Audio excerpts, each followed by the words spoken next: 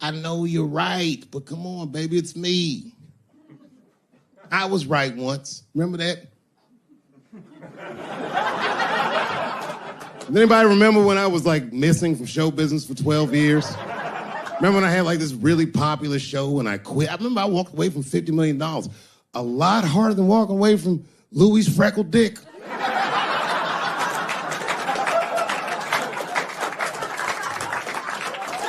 I didn't know that I'd ever work again. And yet here I am tonight. Did my dream die? No. I remember that shit. You don't remember that when I quit my show? Remember I went on the way out the door, I said, something's wrong in Hollywood. I believe they said I smoked crack. That's what I remember. Remember they called me crazy. So really, you know, you're right, ladies. Congratulations. Enjoy it. And they're coming for you, bitches. They're coming for you. One person that's uncomfortable. You know who's the most uncomfortable motherfucker in the room? The nigga that's right. I was right at an orgy once. Nobody fucked me. I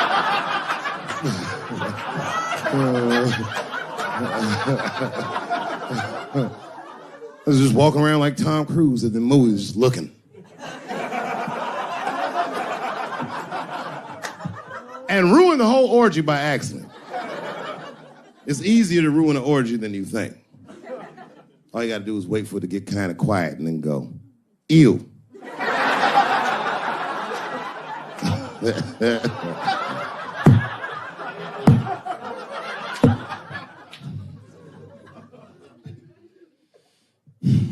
I'll tell you what happened, but I can't say it directly. There's a book to me that encapsulates my entire experience before I left the show. And the book is called Pimp. It's written by a guy named Iceberg Slim. Here, bring it up here. This is Matthew. Matthew was from France. He's white.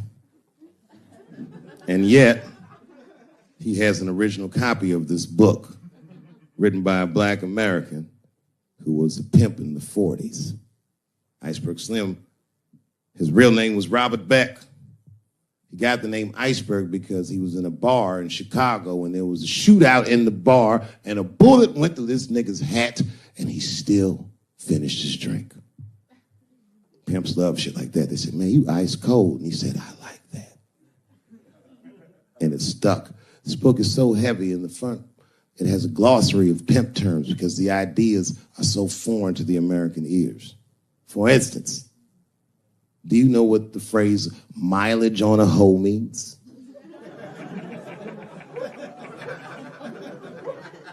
Of course you don't. Mileage on a hoe is a very wild concept. It means that pimps understand there's a finite amount of bad shit a person can do before they'll lose their fucking mind. And a good pimp can look at a woman that he's never seen before and call it, she's good for 500 fucks. That's her mileage. Anything over that, that bitch is gonna spill. They do it to you. Why the fuck you think most of us work from 9 to 5? 9 to 6 might kill a bitch.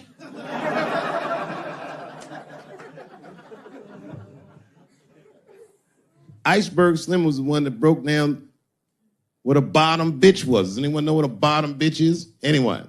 What's a bottom bitch, sir? It's your prostitute that's the best out of all of them, that brings in the most money. That's right. That's exactly right. Are you black? That's right. A bottom bitch is a pimp's number one hoe. She's even a bitch that helps him keep the other bitches in line. I will repeat. She's even the bitch that helps him keep the other bitches in line. If the pimp was McDonald's, and the bottom bitch is French fries. The rest of them bitches like fish sandwiches and cherry pies and shit like that. Iceberg Slim breaks down some of the coldest capitalist concepts I've ever heard in my life. He describes in detail how these men break women so that they will give them the money that they make with their own bodies. There's a story in here so cold it makes me shudder to think about it. Well, Iceberg Slim is trying to control the woman that he finds uncontrollable. So he asks older pimp how he can rein her in. And the older pimp says, oh, that's easy, Iceberg. All you have to do is beat that bitch with a coat hanger and then run her a bath and give her some pills. She'll be so grateful that you fixed her that she'll forget you were the motherfucker that beat her in the first place. That's some cold shit. Now, at the end of this book, Iceberg Slim tells a story. It's kind of the crescendo of the book. And in the story, Iceberg Slim's bottom bitch is at the end of her mileage. If she was good for 500 fucks, she was at 498. She was bubbling. You could see it. She was going crazy. She started saying all kinds of shit. Oh, I always wanted to be in circus. Circus, this bitch is loose. I can juggle too, you know. Juggle. He had to let her go. It's hard to let her go. A bottom bitch go. And he wasn't ready to let her go because his organization couldn't handle losing her. But she didn't know that. She didn't know how important she was. So what he did was he called her to a diner. He said, look, bitch, you and I got to part ways. She said, fine, motherfucker. I don't need you anyway because I know somebody at Ringling Brothers. She's like, all right, bitch, whatever. I got one last trick for you. It's a big money trick. You do this for me, you get paid, I get paid, and we go our separate ways. She said, fine, motherfucker, what do you want me to do? He said, okay, there's a guy in that hotel across the street. He's waiting for you in room number 7. I want you to go over there and I want you to fuck him. But before you do, I need you to put some of this stuff in his drink. And then he's going to fall asleep. When he does, there's a briefcase on his bed. Bring the briefcase to me. That's the trick, bitch. Can you handle it? She said, fuck yeah, I can handle it. I can't wait to get rid of you. And she ran outside, jumped on a unicycle, and pedaled across the street. An Iceberg watched her. He was like, man, she's pretty good. Man, if I never jerked off in her face, maybe she would have been in the circus right now.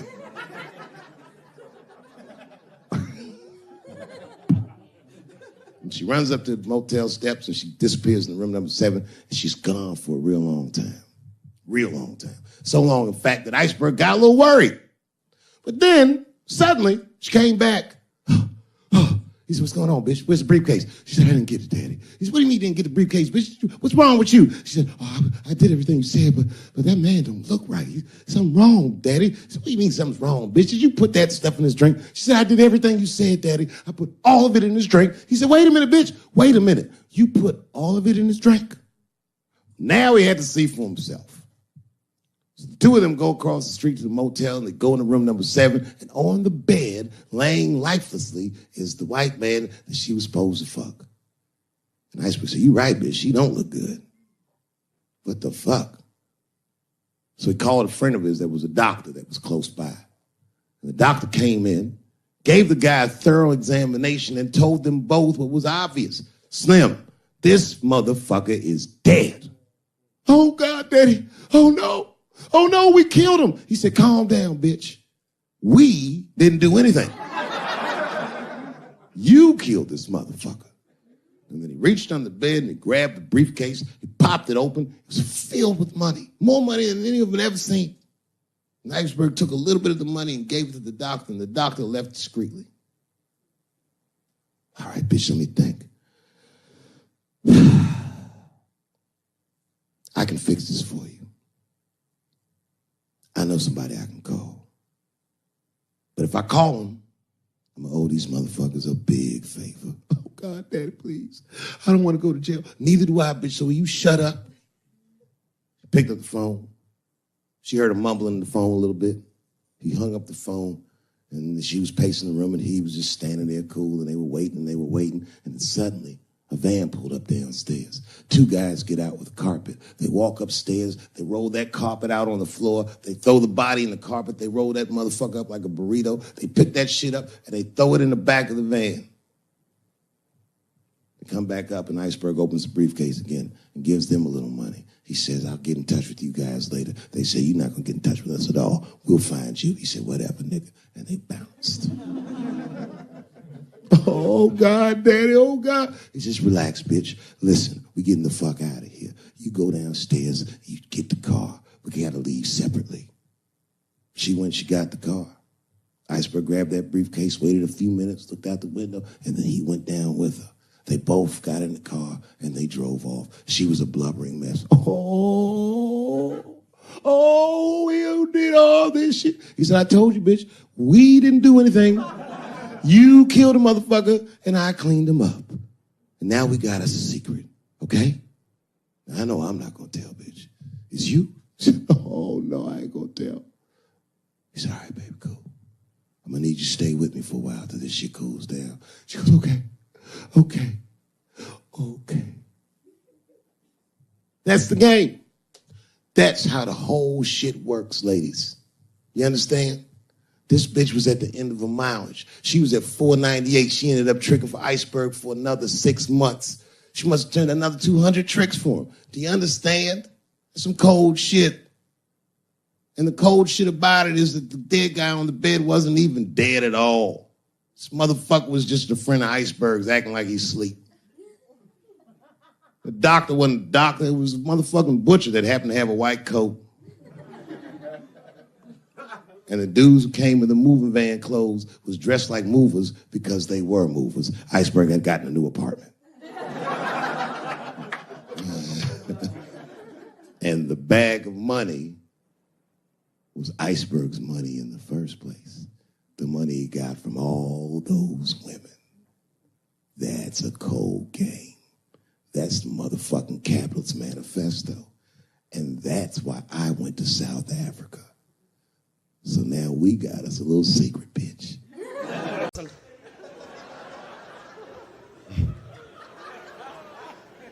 This shit is ridiculous. People worship television. They worship this shit. You know, like if you watch a movie, right? Say you're watching a movie and one character says to another character, say, hey, what's your number, man? What's the other character always say? 555, 5555. You know why we got to do that? Because stupid ass people go to the movies and then go home and try to call the characters that they just saw. Hello, is Indiana Jones here? No, motherfucker, he's fake. It's not his number. And to be honest, this is the worst time in history to be a black celebrity. Fuck, they locking all our stars up. It's hot right now for black celebrities. I knew it was bad when Kobe got in trouble. I said, this is a wrap for us. He's one of the most wholesome dudes we had. They locked him up, everything. And Kobe kept it together. Thank God he held his game together, because if he was cracking under pressure and getting like 6 points a game, the whole LA would have been like, that nigger is guilty. Kobe was playing his ass off. He was playing like his freedom depended on that shit. You see this motherfucker in them games, this nigga's trying to beat that case on the court.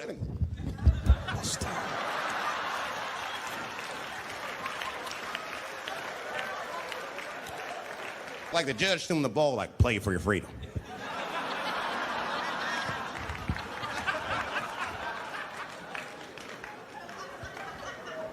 If I could talk to Kobe, I'd be like, just relax, you'll be fine, man. Because the public is still giving Kobe the benefit of the doubt. He's one of the few black celebrities that get that. Not because he's a celebrity, more because, you know, the girl showed up with 8 different semens to the investigation. You can't do that. That's 7 too many.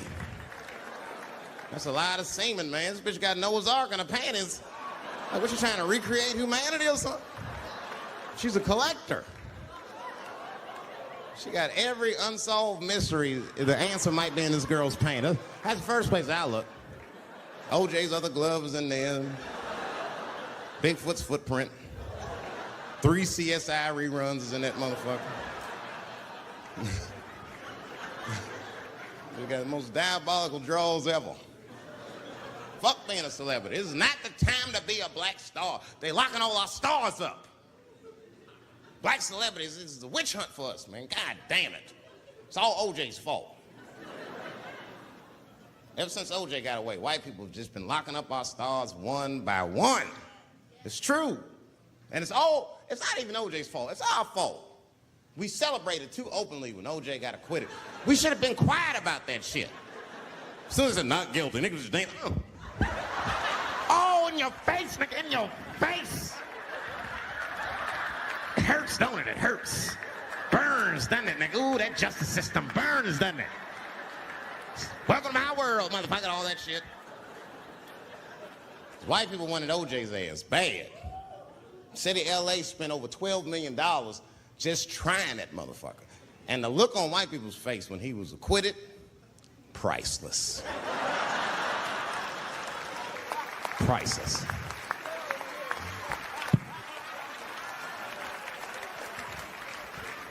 And that's why I don't trip off of being a celebrity. I don't like it. I don't trust it. Because 1 minute they all love you, the next thing you know, you're in front of that courthouse dancing on top of a car just trying to figure out what the fuck happened to you.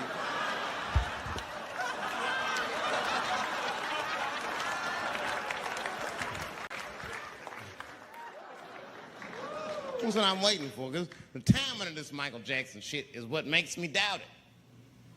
Every time there's wars going out of control, or the economy gets bad, or something is wrong with the world at large, it's always these moments in history that Michael Jackson will coincidentally jerk off a kid. This is getting ridiculous. Like, are you planning this shit? Do you have meetings? Michael, thank you for coming. As you know, Michael, the war has not been going as well as we expected. There's been a lot of hiccups, and the public is asking us a lot of questions, of course. And, well, Michael, there's no nice way to say this, and all I know how to do is be direct, so let me just be direct. We're going to need you to jerk off another child, Mike. I'm sorry. I am sorry. But it would really help out. Or maybe he did it. Who knows? Who knows? That's the thing. That's what I wanted to say. Who knows? Who the fuck knows? Mike, God, and this little boy know. That's about it. That's about it. The only reason that I can even talk about this shit is because everybody is speculating. They all think he did it. And I don't think he did it. I'm alone in this. I don't think he did it. I'm not going to say I don't think he did it. That's too strong.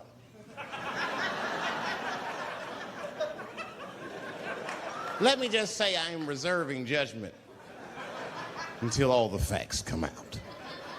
But so far from what I heard, I mean, the kid said he was dying of cancer. He was in Make-A-Wish Foundation. He claims he had 2 weeks to live, and it was his dying wish to meet Michael Jackson. Come on, man, give me a fucking break. This kid is 10 years old. He don't remember Thriller. The fuck you want to meet Michael Jackson for, honestly? I remember Thriller, and I just, like, kind of want to meet this nigga. Like, I wouldn't break an appointment to meet him. I'll put it that way. I'd have to already be free. That's ridiculous. It's like if I'm dying in 2 weeks and go, oh, mama, get me in a room with Chubby Chuckle. I wouldn't want to meet that motherfucker. My last 2 weeks. Why not Usher or somebody like this? So then the kid claims he goes to Michael's house. This is where it all gets crazy. He does everything you'd expect at Michael's house. They climbed trees and rode roller coasters and Ferris wheels. The chef made cookies, pies, and cakes. They was petting the monkey and the giraffe, sang songs, kid shit. And in the middle of all this childlike activity, for some reason, Mike pulled out some wine and some pills and sucked his kid's dick. Folks, it hurts me to say it. And the kid had the nerve to call that abuse. Motherfucker, that is a good host. God damn, what else do you want? What else do you want? I'm lucky to get a glass of grape drink at my friend's house. Let alone a roller coaster ride and my dick sucked. Mike must be confused, like I brought you in my house, I fed you, I sucked your dick, and this is how you repay me, motherfuckers? This was your wish, not mine. Thought you were dying in 2 weeks. What happened to that motherfucker? I've been in court for 1.5 years. You get stronger every time I see you.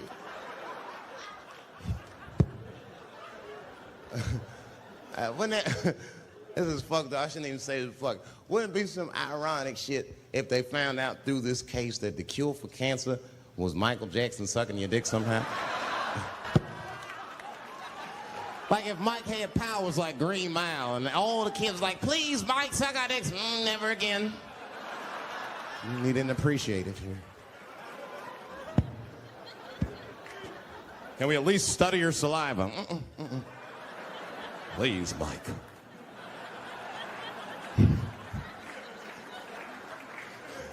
It just doesn't stop, though. It just doesn't stop. And the only reason I can talk about Mike is because he's a freak. He's a freak. That's why people let you talk about him. Because if I brought up Catholic priest fucking kids, it'd get quiet as shit. But when Michael Jackson does it, it's okay because he's a freak. His face is all cut up. But just remember, when you look at that thing that he calls his face, that he did that for you somehow. Somehow he thought you might, maybe it'll help. Maybe people will like me more if I turn myself into a white, ghoulish-like creature. I don't know what the fuck it is, but he did it for you. And I appreciate the gesture, Michael Jackson. If you're watching this, I appreciate that gesture, and I want you to know, fuck everybody, Dave Chappelle understands. Because you want to know something? I'm getting some work done. Surprise, yes. Nothing major. You would never know if I didn't tell you, but it's some shit I'm insecure about that I want to work on. If you must know, I'm getting Botox done on my balls to get these wrinkles out. Finally, I have these shits smooth as eggs. No, I can't wait. I cannot wait. And I'm not stopping there. That's just phase one, baby. I'll be like Bob Vila, these old balls. I'm fixing them up. I'm plucking all the hair out. I gotta make room. I know this. I gotta make room. I'm gonna tattoo a gangster ass face on them. Mean expressions like this. And then I'll grow the hair back on the bottom so they got beards like me. And then I'm hitting that beach and looking for ball suckers. I'm gonna wear some high shorts just like this. And walk up to women with a confidence I've never had before. Pardon me, miss. I don't mean to be rude. But do you suck balls? Excuse me? Miss, relax. You didn't even let me finish. Do you suck these balls? Oh my God, those balls are as smooth as eggs. Yes, I'll suck them. I've played this scenario out in my mind a million times, lady. That's how it always ends. Yes, I'll suck those balls.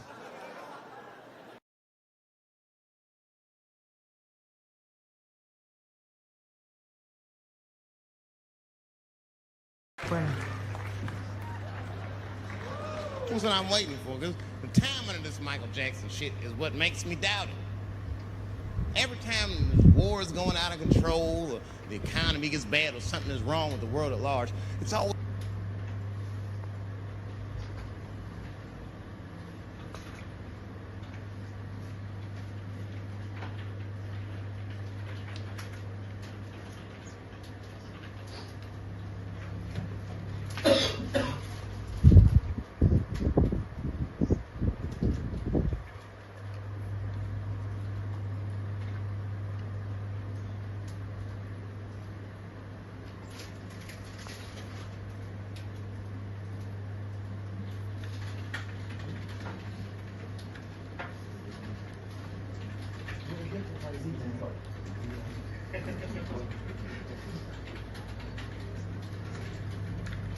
Higher standard of accountability than these women are. Don't forget who I am. Don't forget what I am. I am a black dude. And don't ever forget how I got here. My ancestors were kidnapped. I don't even know where the fuck I'm from. They were put on the bottom of boats. They sailed them across the Atlantic. Many of them died. Only the strongest survived. And once they got here, they beat the humanity out of my people. They turned us into beasts of burdens. They made us do their work. And the irony is, hundreds of years later, they called us lazy. We fought in the Civil War. We damn near freed ourselves. Then in Reconstruction, black people did great. My great-grandfather was a very wealthy man. But then the black coats came, Jim Crow came, and it was 100 years of unspeakable oppression again. Lynchings, all kinds of terroristic acts to keep us in the margins of society. And yet we still fought. And Dr. King was born. And then things got better. 20 years after Dr. King was assassinated, Michael Jackson was moonwalking on television. Something, something, something, Barack Obama.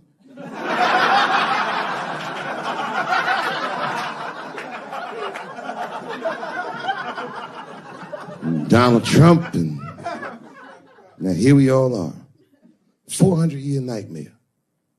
Took us 400 years to figure out as a people that white people's weakness the whole time was kneeling during their national anthem. That's a brittle spirit. That's right, nigga. On the rock, it's regular. Ah! Ah! What are you doing, nigga? Stand up!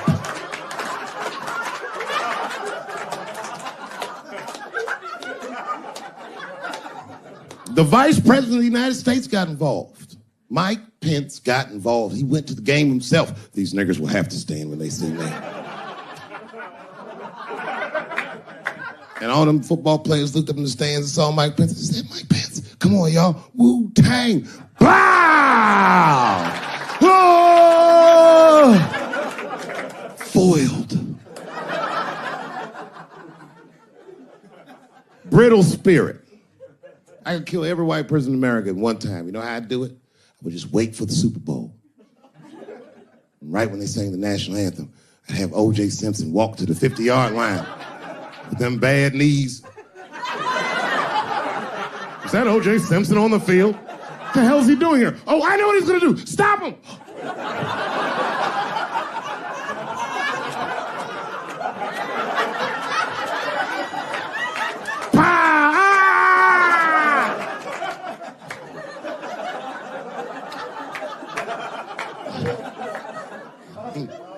You gotta man the fuck up, y'all.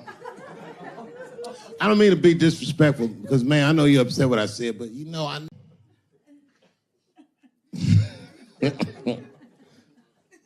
know I feel bad. But I just feel like this is all happening for a reason. And ladies, I want you to win this fight. 10 years ago, I might have been scared, but, you know, I got a daughter now, so if you win, she wins. So I'm rooting for you. And I agree with you. At least ideologically, I do. I don't know if you're doing it just right, but I mean, who am I to say? I don't think you're wrong. I just think that you can't make a lasting peace this way. You got all the bad guys scared, and that's good. But the minute they're not scared anymore, it will get worse than it was before. Fear does not make lasting peace. Ask black people. And that's what it is. What this city really needs, without irony, I'll say this, the cure for LA is in South Africa. You motherfuckers need truth and reconciliation with one another. Because the end of apartheid should have been a fucking bloodbath by any metric in human history, and it wasn't. And the only reason it wasn't is because Desmond Tutu and Mandela and all these guys figured out that if a system is corrupt, then the people who adhere to the system and are incentivized by that system are not criminals. They are victims. And that the system itself must be tried. But because of how systems work is so compartmentalized as far as information, the only way we can figure out what the system is if everybody says what they did. Tell them how you participated. Because men want to help, they're just scared. Because Ben Affleck tried to help. Hey, what happened to these ladies is disgusting. Oh, nigga, you grabbed a titty in 95. All right, fellas, I'm out. Fuck that, I ain't helping. I just want to help. I want to be a good guy. Like, I can't even say the word Me Too anymore. The nigga tonight was like, Dave, I'm going to the comedy club. I was like, I am also going to the comedy club.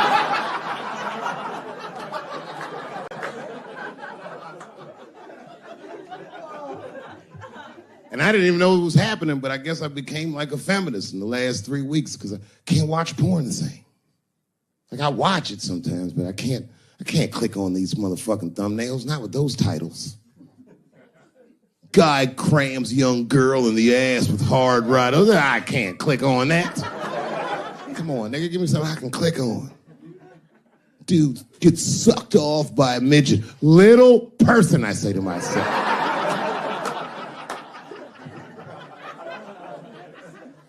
Takes me hours to find one clip. What the hell is this?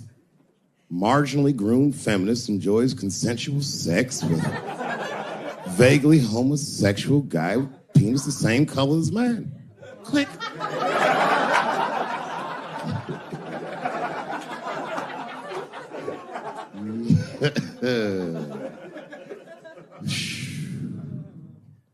You notice a lot of black dudes haven't been getting me too. I don't want to jinx myself. You know why though? Obviously black women go through the same thing, right? The reason is because black women from slavery won't tell on us because they know that no matter how bad we black dudes are, white dudes are very mean. They're scared to see us get punished. My wife is Asian. She'd tell on me in a goddamn second.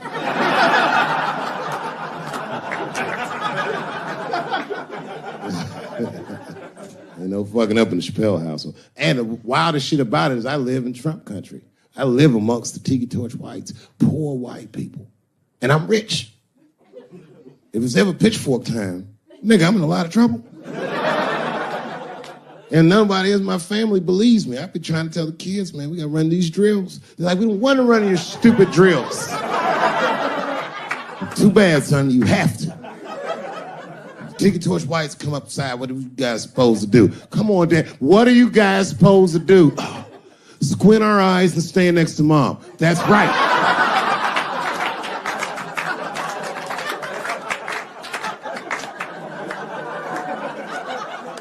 And what are you gonna bring me?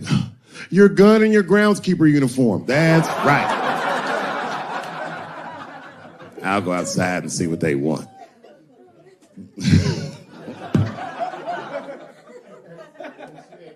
It is wild, bro. Where you from, man? Where you from? New York. You from, what, Manhattan? Brooklyn. You are from Brooklyn, aren't you? You look like you can rob somebody with a hammer.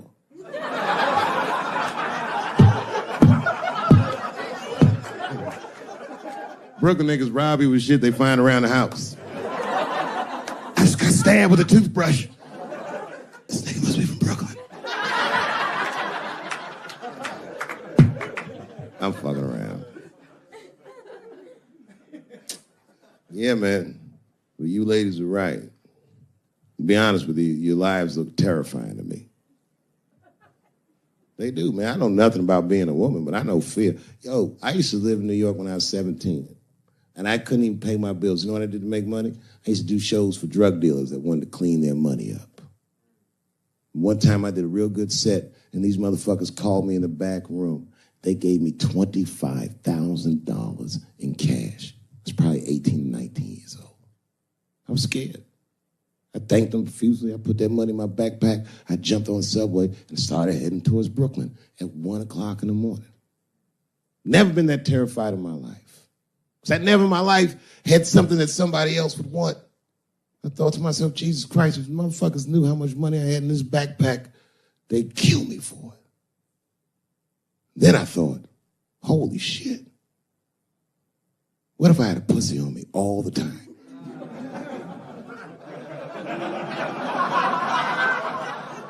That's what women are dealing with. I'm gonna tell you right now. It's real talk. If them same drug dealers gave me a pussy and said, put this in your backpack and take it to Brooklyn, I'd be like, nigga, I can't accept this.